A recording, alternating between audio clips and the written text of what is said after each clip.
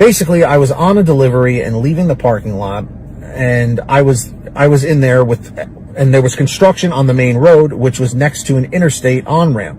So I had to navigate through a few apartment back roads to get back to the main road ahead of the construction and on track to my next merchant. People were driving like crazy and flooring it without signals to get ahead and around each other and all of that nonsense. And the street is torn up.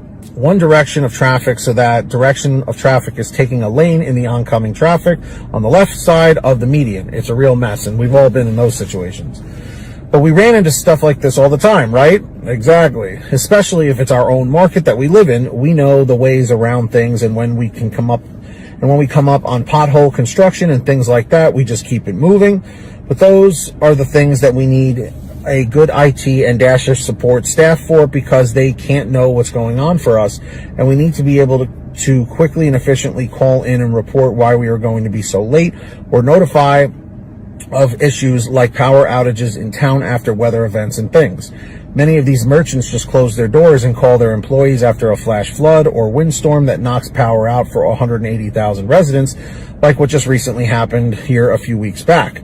Then Dashers are left going to tons of merchants just to find the doors locked, call support, and wait for 10 or 15 minutes for a $3 payout. I'm sure a bunch of people can feel me here, for sure. My point is that when I ran into this construction, I said, I know a way around this, and just took the other road and called support and told them there was construction and I was going to be late to the merchant. The merchant had the food already ready, and I ended up delivering to the customer on time. When I finished, I received that dreaded yellow banner on my completion screen. So I called support again and had the phone call recorded on my body cam, where I spoke to an agent detailing that I received a violation for which I was told by the last agent would have been taken care of. They told me they couldn't see it on their end and asked if I received the email. I did not receive the email trigger, but since I was still on a shift and driving, I told them I just called rather than going through the app to file an appeal or checking my email. They told me not to worry, and if I did receive it, just file the appeal, but I should not have one. And thanks for clearly taking the time to try to report this. It's clearly important to me being a Dasher, and they appreciate my effort to keep things running smoothly, etc. Well, I'm in my app. When I go to the ratings tab and tap the big bar that reads one contract violation in red, the subscreen does not load. I just get the spinning wheel underneath the contract violations header. Since the details of the event are in the screen and so is the link to the appeal, I have no way to appeal this contract violation, which I and they have documented evidence that I was not supposed to receive.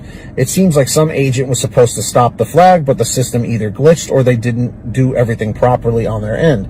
So my app still got flagged for the violation, but the details aren't included because it wasn't actually filled out or something. I don't know. I'm not in tech, but I feel like we're all just guessing out here, and it's very strange. I agree.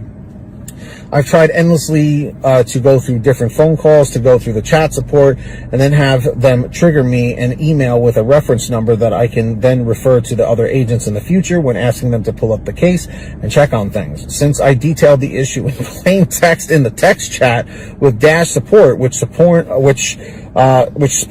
the email, and all of that is attached and visible with the reference number on their end. I figured it would be an easy way to go about it. I even had one agent explain the process of receiving and appealing a contract violation to me, and then tried to stop him when he got to the part about clicking the link in the subscreen to say, hey, that's where I cannot move further. That's my problem. That page doesn't load. To try another route of explaining to these folks what's going on to me through our language barrier, I've tried everything.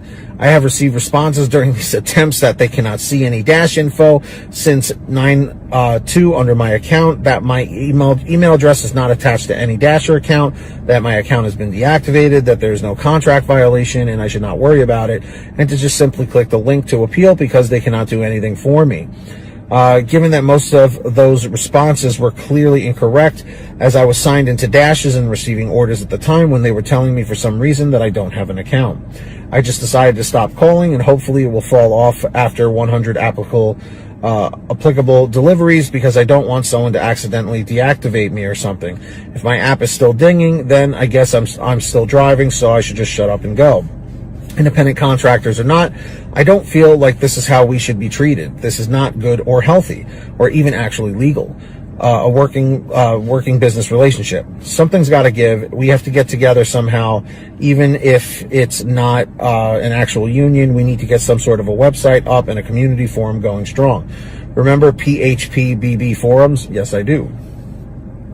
We need to bring back communication off of Facebook platforms. If that gig workers conference thing is going to happen, why don't we just turn it into a full convention and have people selling dashboard products and dash cams and things like Cover insurance, as well as workers giving talks or presentations and general meetups? Yeah, it's not a bad idea. I feel like we can make this big. If this is a growing industry, we need to treat it like we are the ones building it and really create the foundation for something to communicate with and against these corporate giants with. Sorry, this was long-winded. Take care. Your vegan driver, Sam.